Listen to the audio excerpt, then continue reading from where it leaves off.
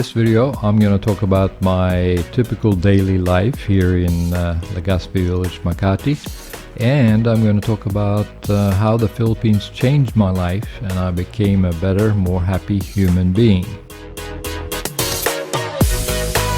Before we dive in, let me ask you if you prefer to pay $100 a month for an apartment without any nearby hospitals or any nearby big grocery stores or nearby high quality restaurants, or would you prefer to pay $600 a month being close to a Western Standard hospital, high quality grocery stores and high quality restaurants? Let me know in the comment section below.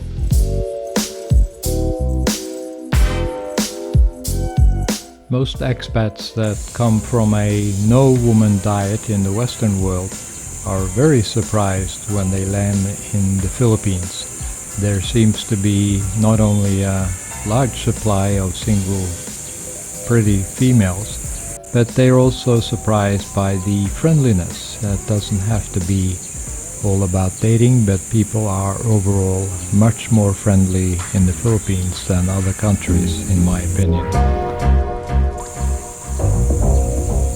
It is almost funny to watch some newbie expats, even old-timers, that meet a new girl and within a few days or a week they move her into his apartment, and just discovering very quickly that there was some red flags, and even after the honeymoon period discover that space is always a good thing and sometimes you need a little time for yourself. I have yet to meet an expat that can put up with a clingy girlfriend 24/7 even though she's beautiful. There is no optimum time period before moving a girl into your apartment. You may hear some bloggers that say wait 6 months, wait 12 months or whatever, but it's just important that you have some life challenges together and experience what happens to your girl when she is faced with problems. Before moving the girl into your apartment, it's much better to give it some time and go through life with the normal ups and downs such as illness, bills to be paid, job hunting and other stresses, to see how she and yourself will react as a couple, because waking up every morning and planning the next waterfall you're going to see or where you're going to go shopping is not what you would call normal living. You need to have some stresses in your life to see how the other person reacts. That's when you can really tell who they are. If everything is beautiful and everything is just living on an ATM card with no problems whatsoever, everybody can be nice. It's when you have some headaches that you can really see who the person is.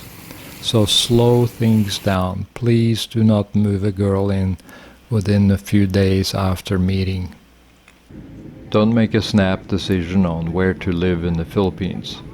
It's easy to arrive in Manila and just see the street congestion, dirty streets and poverty levels, and dismiss Manila as a potential future place to live. There are so many nice little pockets and bubbles within Metro Manila that are very comfortable, very clean and very safe that you will never see unless you know where to look. It's sort of similar to going to downtown Los Angeles and seeing something you don't like and then dismissing the good areas like Beverly Hills, Bel Air, perhaps Santa Monica, and just dismissing Los Angeles altogether. Don't make that mistake in Manila. There are actually one of my favorite areas called Legaspi Village in Makati, which is super clean, super safe, lots of shopping, lots of grocery store, parks, etc. that I would highly recommend you check out.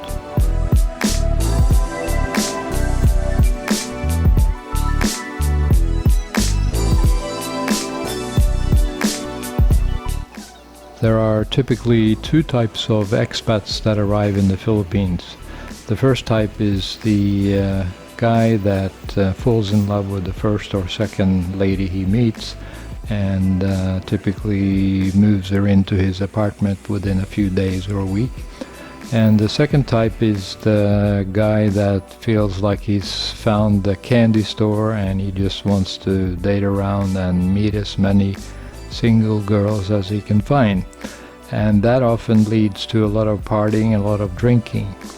I don't recommend that, and I don't recommend the first type either, which moves the girl in on a few days after meeting. Like a good friend of mine says, do everything in moderation. In other words, don't instantly fall in love with a girl and move her into your apartment. And don't get addicted to drinking and partying, because it will cause some health issues and it will mess with your mind, and you will not end up being happy in the long term. Instead, I recommend you look around and meet some single ladies and see what you like and what you don't like. It's the contrast that matter the most, and you can quickly see what you do like, and then you can make a better choice. You may have lowered your standards while living in the Western world, but when you come to the Philippines, your standards will increase because you have more dating options, and this will lead to better choices in a long-term relationship. What I frequently see about expats when they are moving to the Philippines is that they typically skip visiting or living in Manila, and they go to places like Dumaguete, Cebu, and other smaller areas, and they give almost no thought to the emergency health coverage in their travel plans. What the expats don't realize is that there is almost no health coverage or very low quality health coverage in the smaller cities or the provinces in the Philippines. The international standard healthcare is only or best in Manila or Makati, namely Makati Medical Center or St. Luke's in BGC. And outside of those two hospitals, you're getting subpar health treatment, and I would not recommend it, especially if you're over 50 years old. I can talk from personal experience. I had an emergency health issue a number of years ago, and I almost died. Luckily, I lived a few blocks from Makati Medical Center, and they saved my life. But unless you're like 25 years old and like super health, don't go and live for a long time in the province. I recently noticed there was a few expats blogging on somebody's YouTube channel recently, and they had some health issues, stroke, some heart issues, and they were like wondering what to do. Should they go back to the US? What doctors should they visit, etc., etc. And it just becomes a big can of worms, what to do and get access to good healthcare, because once you're unable to fly anywhere, you're kind of stuck in a small province in the countryside of the Philippines, and they don't have the equipment, they don't have the healthcare service that you're used to in your Western country. So please don't do that. In other words, please consider going to more populated area like Manila, and you don't have to stay in the worst congested areas of Manila. I would recommend Legaspi Village in Makati, which is very clean, has nice parks. You can have a very, very good life. On that note, see the description area below this video about the two best hospitals in the Philippines with Western quality healthcare.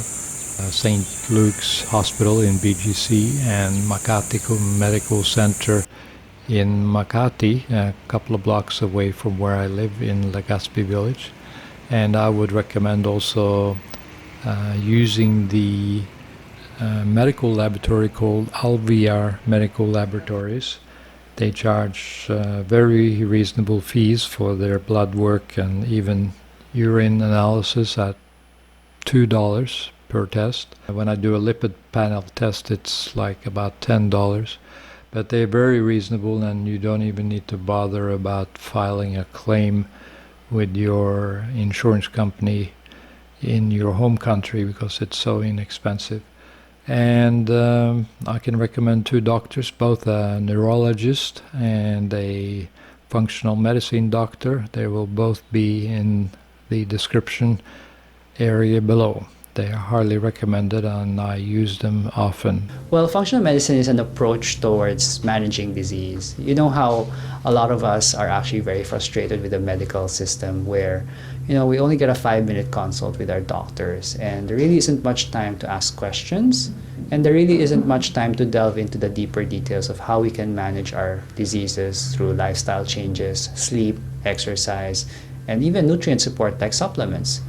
Functional medicine is actually a tool that helps us address these deficiencies in the medical system by providing our patients with the adequate nutritional advice, adequate supplementation, exercise tips, and even sleep management so that they can actually overcome their illnesses. It's a very holistic approach, and if you're looking for a holistic approach to actually help you manage your disease, and you're looking to get rid of your medications, get rid of a lot of the prevent a lot of the surgeries that are not necessary anymore, functional medicine is actually a tool that can help you achieve those goals. And on the note of preventive care, I recommend both intermittent fasting and the fasting mimic diet by Dr. Longo in Los Angeles. And I'm proud to say that both therapies have improved my blood work dramatically. All my glucose and lipid levels are all within normal levels. Information about this is found in the description area below. And for the final topic of finances and avoiding to go broke in the Philippines, I would say it's rather simple, and it's basically spending less than you make. That sounds like a joke almost, but it's so simple and overlooked. For example, if your income from the Western country is $1,000 a month, it means you have to spend less on that every month. For example, you could have $500 in rent, you could have $100 in aircon, you could have $200 to $300 in food, whatever it is, going out for massage or going out with your girlfriend for dinner. You just have to make sure the total is less than $1,000 a month if that's your monthly income. In other words, again, spend less than you make, period. And in this bonus section of this video here, I'm going to talk about two electronic devices that I use to connect to my phone and enhance my brain and keep it healthy. I do many things for exercise and dieting and so forth, but this is also very important. The brain is the key to future success and focus and happiness. So in this bonus video, I'm going to talk about what I do for electronic assistance in maintaining my health.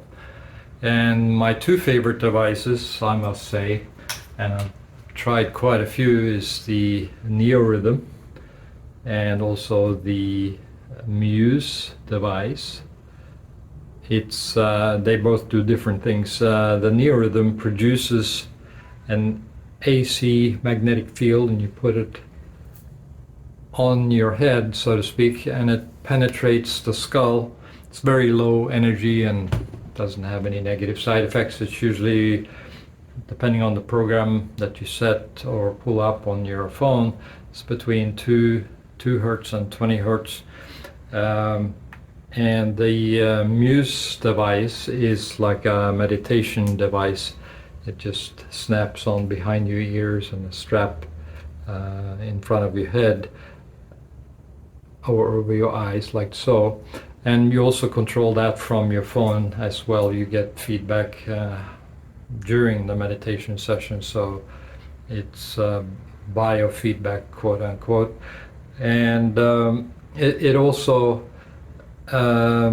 you'll find out when you study more about it, the brain generates frequency between 2 and 20 hertz, similar to the magnetic fields that are generated by the NeoRhythm, so it all overlaps. And if you want to dig even deeper than that, you can research what's called the Schumann resonance, which is the resonance of the Earth itself. It resonates typically around 7.8 hertz, which is similar to some of the brain frequencies as well. So you can go and figure and research all of that stuff on Google if you want. But I usually use the NeoRhythm device at night for about 20 minutes. That helps me get a really good deep sleep. But I also sometimes use it first thing in the morning when I wake up and I want to just be focused and energized. But you would use a different frequency, different program that you pull up on your phone to run a program to focus you and energize you. You wouldn't run that at night because you want to slow way down, including your brain cycles. So typically your brain cycles is around 2 to 4 hertz at night. So you don't want to pull that up first thing in the morning. You want to be higher frequency and more focused. So I can recommend both of those devices. It helps me with the brain health.